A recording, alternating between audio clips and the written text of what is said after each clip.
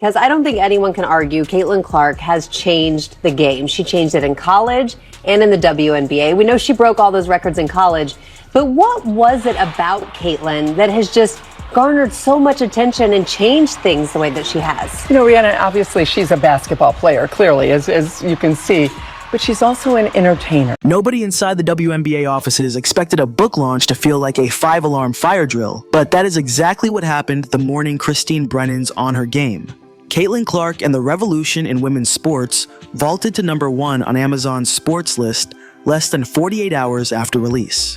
One executive, flipping through early excerpts that described security scrambling to clear airport corridors and interns answering phones in 3 languages, turned to a colleague and muttered, "We thought this would be the next Maya Moore moment." The colleague didn't answer. The number on the sales tracker already dwarfed anything Moore or any other WNBA star had ever generated. Christine spoke with somebody from the W who she did not name, and she asked that person, "Do you know how big this is going to be?" And that person responded, "Yeah, this should be the biggest thing since Maya Moore."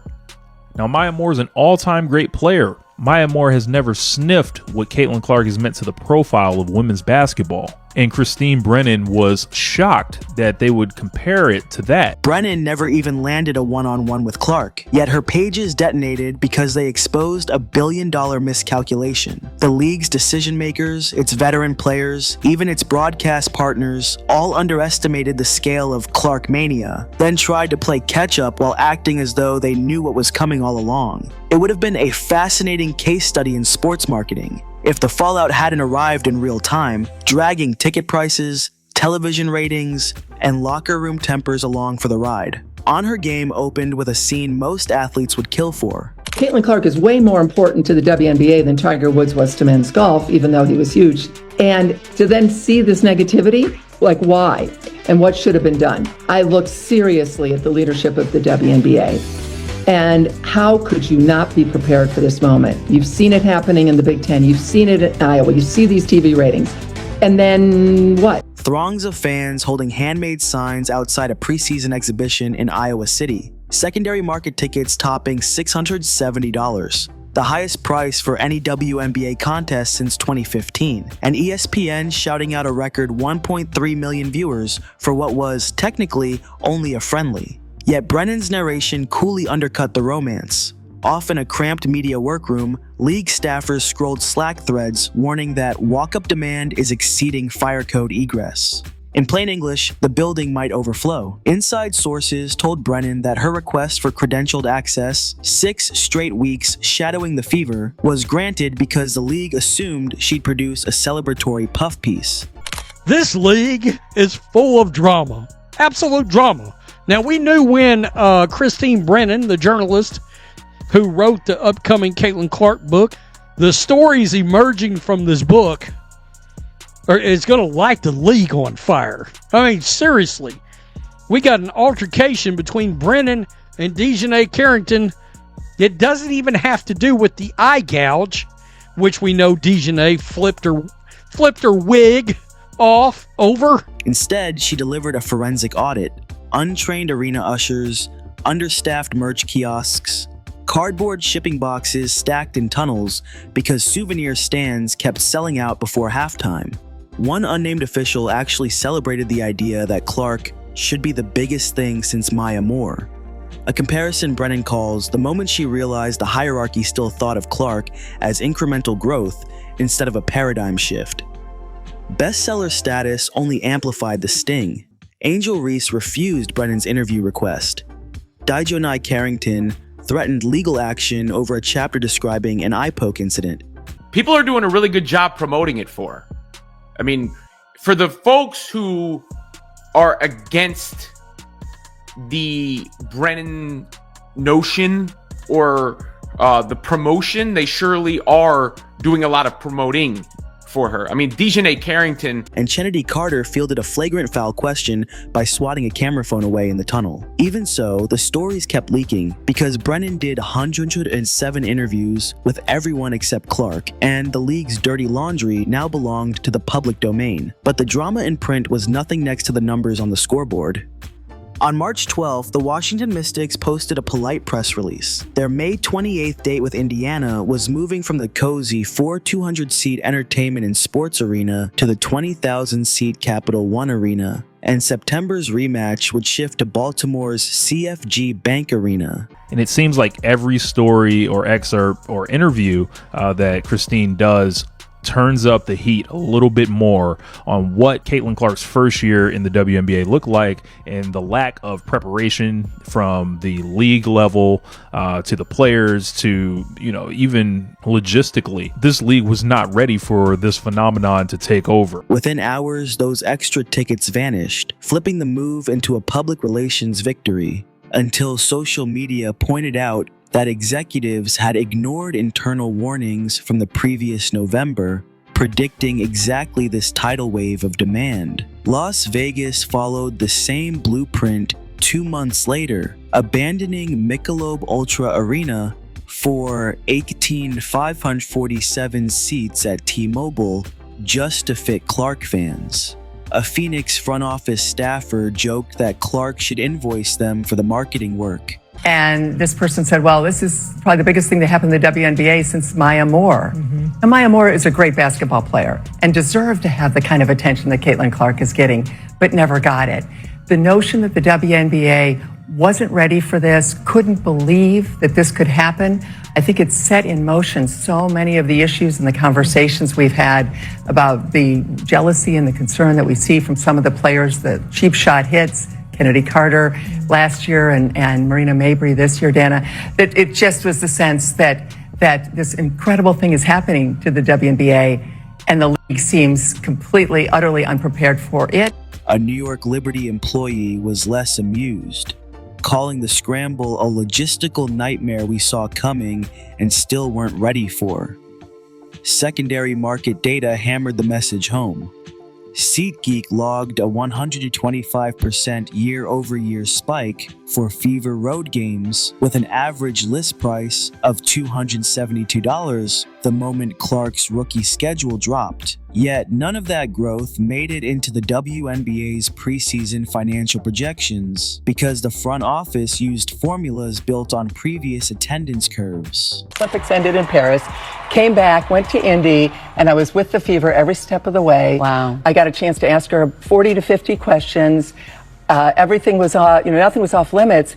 And she is, as I say in the book, she's 22 going on 40 or 50. Everything you can thrown tell. at her. I asked her about her like of the Taylor Swift post about Kamala Harris, endorsing Kamala Harris. Would she be endorsing her? You could ask those kinds of questions. Most athletes, as you know, aren't happy when you ask those questions. She looks you in the eye. She gives you long answers. She's direct. She's also very, very funny. And everything was thrown at her.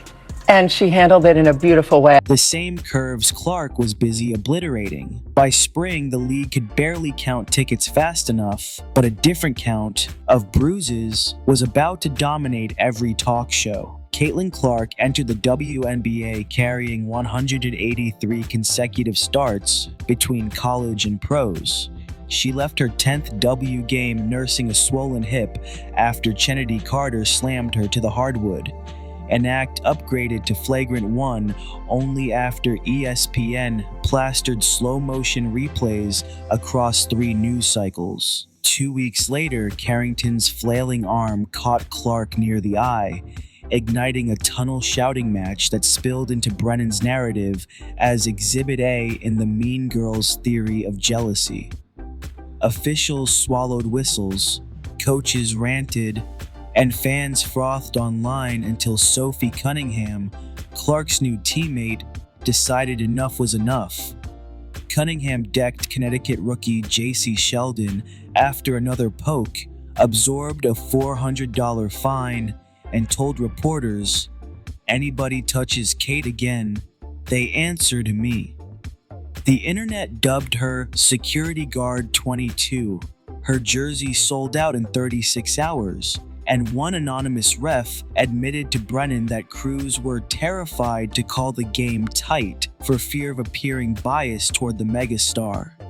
Billie Jean King fired off a column begging players to play hard but fair, don't blow the best thing that's happened to women's hoops.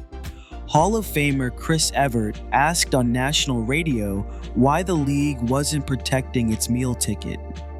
Behind the curtain, a high-ranking official confessed to Brennan, "Most of our players have zero idea what real media exposure is."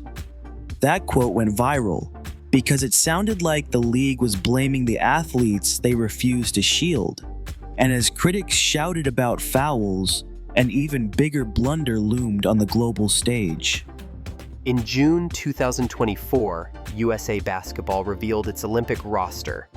Veterans Diana Taurasi and Chelsea Gray in, rookie sensation Caitlin Clark out. Bleacher Report called her omission mind-boggling. The gold medal game against France drew 7.8 million American viewers, the lowest since 2008, and nearly 2 million below internal projections that NBC executives leaked after the fact.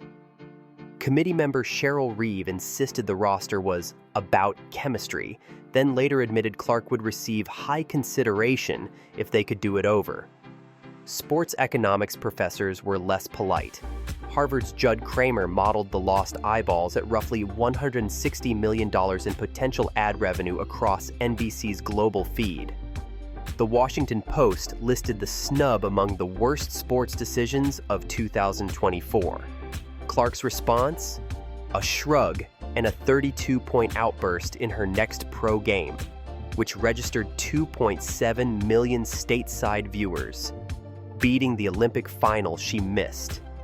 Even the ring of 5 Olympic circles couldn't contain her gravity, so imagine what happened when the money men crunched the domestic numbers. Indiana University economist Ryan Brewer updated his valuation model after Clark's first W season and nearly choked on the total $875 million in projected league-wide impact for 2025, a figure that could top $1 billion if her health holds. That number isn't just gate receipts. It includes merchandise, local tourism, TV ad inventory, and the ripple effect on expansion fees. Golden State and Toronto wrote record checks. The Fever franchise, worth $90 million when they drafted Clark, now sits at $340 million. And the league, which negotiated a new $2.2 billion media rights package before Clark ever logged a minute, suddenly looks like it undersold itself. Owners have begun lobbying Commissioner Kathy Engelbert for an early renegotiation, pointing to May broadcasts that outdrew several NBA playoff games. Clark personally pockets none of the national TV windfall. Her rookie deal paid $78,066. Her Nike contract, on the other hand, 8 years, $28 million, plus a signature shoe. Add Wilson, Gatorade, Panini trading cards, and a rumored streaming series payday, and her off-court income hovers around $40 million. She is literally worth 500 times her W salary. An imbalance, Brennan says, would make even Michael Jordan blush. The math begs a dangerous question. If you're generating more than a quarter of the league's revenue, why not keep all of it yourself? During an ESPN LA interview, Brennan floated the wild scenario. Nike, Wilson, and Gatorade bankroll a 12-city summer circuit starring Clark and hand-picked teammates, broadcast on Amazon Prime with global merch fulfillment baked in. She called it entirely feasible in 2 to 3 years. Awful announcing ran the headline, "Is the WNBA one superstar away from a breakaway league?" Privately, agents tell Brennan that venture capital groups have run those spreadsheets. One even coined a name, Logo 22, referencing Clark's trademark deep threes. Publicly, the WNBA's response boils down to nervous laughter. Yet a leaked deck from an April owners meeting shows contingency slides labeled Retention Scenario A and Retention Scenario B, detailing emergency escalators for star salaries, should a breakaway threat materialize. Meanwhile, Nike plastered Clark's face on a 4-story billboard across the street from Angel Reese's home arena in Chicago, reminding everyone who owns the most valuable signature contract in women's basketball. Whether the breakaway ever happens is almost beside the point. The mere possibility keeps leverage firmly in Clark's hands. And leverage cuts both ways when injuries enter the chat. On May 24th, Clark tweaked her quad. By May 29th, Nielsen reported national WNBA viewership down 55%. Fever games alone fell 53%, from 1.81 million with Clark to 847,000 without. Ticket prices for an upcoming Chicago matchup cratered 71% in 48 hours. Reuters quoted a secondary market analyst calling it the biggest single-player elasticity we've ever tracked. Front Office Sports posted screenshots of Dallas prices collapsing from $190 to $115 once Clark's groin injury surfaced. One Fever executive texted Brennan that the league felt like a tech startup whose servers crash every time the website goes viral. Clark returned 2 weeks later and pumped the ratings right back up, proof positive that the W's current business model is essentially tied to her health. Sports business columnists began invoking the phrase Caitlin Clark derangement syndrome, arguing that rivals who cheap shot her are literally harming their own paychecks. But for all the chaos, one more storyline, an international one, keeps expanding the legend. At a sellout in Las Vegas, ushers met fans holding Hawaiian flags and homemade Mahalo number 22 posters. The box office logged buyers from Mexico City, Toronto, Paris, and Tokyo across a single homestand.